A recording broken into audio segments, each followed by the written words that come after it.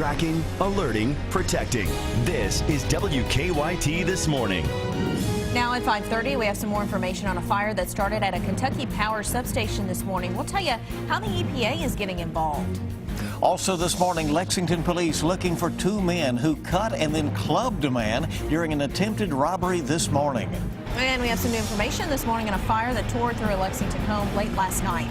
These stories and breaking news as it happens on WKYT This Morning. It's already a busy day as we kick off this Thursday. Good morning and welcome into WKYT. I'm Bill Bryant. And I'm Rebecca Smith. Seems to be a little warmer today. Right, if you can which is unusual because it kind of got warm in the overnight hours and then it's started to drop again. So here we go, another little Arctic situation moving through. Let's check in with meteorologist Micah Harris, stretching out over there, getting ready to go. I saw that. A little bit, just a little bit. It's just one of those mornings, man. We'll get through it, though. Let's check outside and see what we're looking at. First Alert Defender Live radar.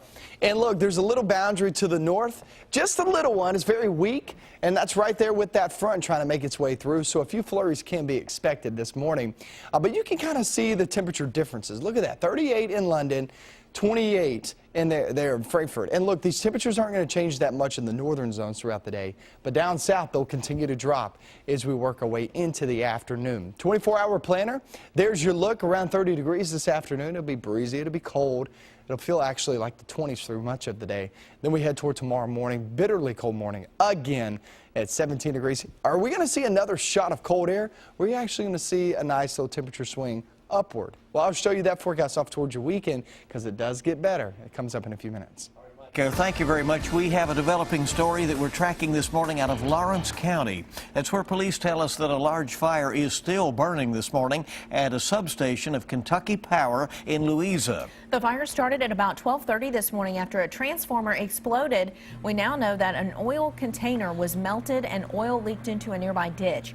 Emergency management says they expect the EPA to come out and advise how to clean up the leak. The fire can burn for a few more hours and crews have to wait to get all the flames out until the oil burns out. We're working on getting some more information and we'll keep you informed throughout the morning. And on to a developing story out of Florida that we've been tracking this morning. We've learned that 3 people were injured after a shooting on campus. A frightening situation. The gunman was shot dead by police. The shooting allegedly took place inside the Strozier Library there. A student who lives close to the library told local media that he heard several rapid-fire gunshots, and the students were still in lockdown 2 hours after the shooting. Now, we're working to gather more information on the shooting again at the FSU campus in Tallahassee. We'll be updating that story throughout the morning with information as it's available to us. A fire tore through a Lexington home late last night. It damaged a large portion of the home with either smoke or flames. The fire started at about 10 last night at a home on Balfour Drive. That's in the Winburn neighborhood. WKYT's Whitney Wetzel is live with the latest info on the investigation. Good morning, everyone. Fire crews have been here at this scene all night, going on about 8 hours now. They've been out here watching for any flare-ups that might happen. This fire actually started around 10 o'clock last night here at this home on Balfour Drive, which is in the Winburn neighborhood. The people who live here came home to find flames and smoke coming from their house last night. 4 of their dogs were inside when this fire started, but all of them were able to get out safely. Firefighters say part of the roof has caved in and the back part of this house is now destroyed. Cold temperatures overnight made battling this fire quite a challenge for fire crews. Obviously, it's cold out tonight, so the crews, they're a little taxed, being that it's cold weather, but, they did a really good job in getting this knocked down. They had a really good head start on us. Now at this point, investigators aren't sure how this fire started. Firefighters say they did not hear any smoke detectors going off when they got here. Investigators are expected to be back out here this morning to try and determine a cause. Live in Lexington, Whitney Wetzel, WKYT. All right, thank you, Whitney. We have a crime alert to pass along this morning. A man was injured after being beaten with a club and cut during an attempted robbery. Right, Lexington police tell us the man refused to hand over money to 2 robbers. WKYT's Mark Barber is live from the Old Sonic on Winchester Road with the latest on the investigation. Mark, good morning. Good morning, Bill and Rebecca. Police say that the 2 robbers attacked the man with a knife and a club here on Winchester Road around midnight. Now, investigators tell me that he was walking near the intersection of Strader Drive and Winchester Road when 2 men came up to him and told him to hand over his money. Officers say he didn't, so the two men attacked him, slicing his hand with a knife and hitting him in the head with a club several times. We're told he wasn't seriously hurt, so he was not taken to the hospital. The men who tried to rob him were seen heading east on Winchester Road. They're described as white men in their 30s, standing about 5 feet 10 inches tall and weighing about 180 pounds. I'm told both men were wearing green jackets. Now, just a few minutes before this shot started, I spoke with a woman who said they called police when the man who was attacked knocked on their door asking for help. I hope to have more information from them about how they were able to help the man who was attacked coming up on the next half hour of WKYT News at 6 o'clock. Live in Lexington, Mark Barber, WKYT. All right, Mark, thank you. A cash crop and barn lost after a destructive fire in Boyle County. A fire Wednesday afternoon on Lancaster Road destroyed a barn filled with 20,000 pounds of tobacco. This is a picture from the Advocate Messenger showing crews putting out the fire. Witnesses say you could see that smoke for several miles. John Albright, president of the Caldwell Stone Company, owns the barn. He said he may rebuild if the man leasing it decides to continue his lease. Well, family members tell us a Magoffin County couple lucky to be alive after a fire and explosion leveled their home. Firefighters think a space heater may have started that fire yesterday morning in a home on K. Patton Branch. The elderly couple inside escaped, but moments later, firefighters say an oxygen tank inside the home sparked the explosion. The couple's grandson says they did not have insurance on the home. I don't know about Pavel. He's got the dementia and Alzheimer's. It's going to be hard on him. Mama, she's to herself a lot better than what he is. Maybe she can keep him occupied and keep his mind off of it. The couple taken to the hospital as a precaution, but firefighters say they were not seriously injured. Since the cold weather has many people starting to use fireplaces, the Lexington Fire Department has some tips on how to keep your home safe from a fire.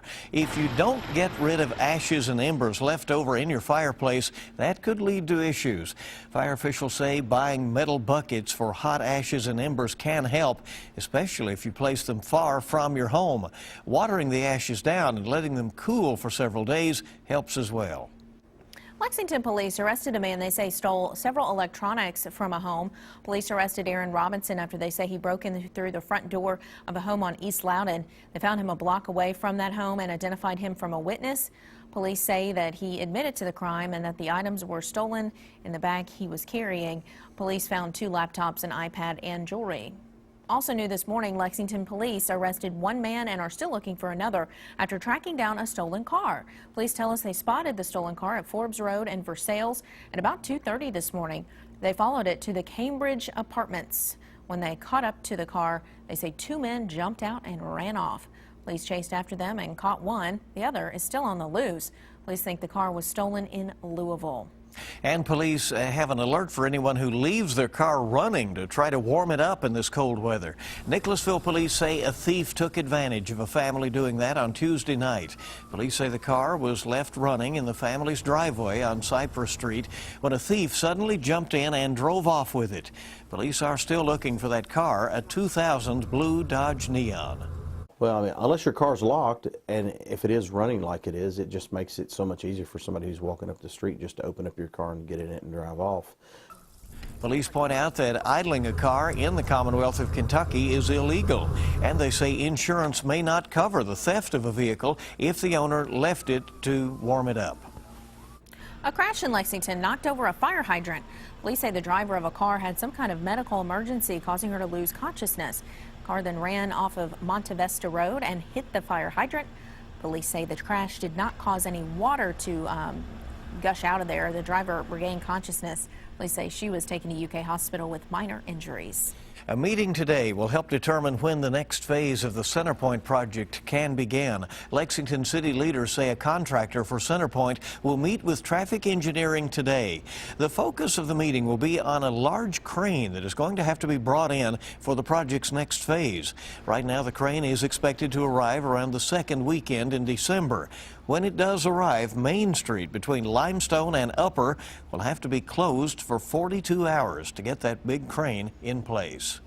Well, tonight you can go to the first ever Comedy Mania benefit concert hosted by UK's very own Coach Cal. He's a pretty funny guy. The event starts at 7:30 tonight at Rupp Arena. Comedians Bill Engvall, Sinbad, and Henry Cho and others will be doing stand-up at the fundraiser. Also, the $1 Million Man, Ted DiBiase, will be co-hosting the event with Coach Cal. Tickets start at $35. The money will benefit the Calipari Foundation. I would go to that if I could, but I'll be asleep. Well, that's a pretty good gang they've And that's not a bad ticket they've gotten price, together really. for that. Yeah, right. That really should be a lot of fun. I'm sure the money will be Yeah. used for good.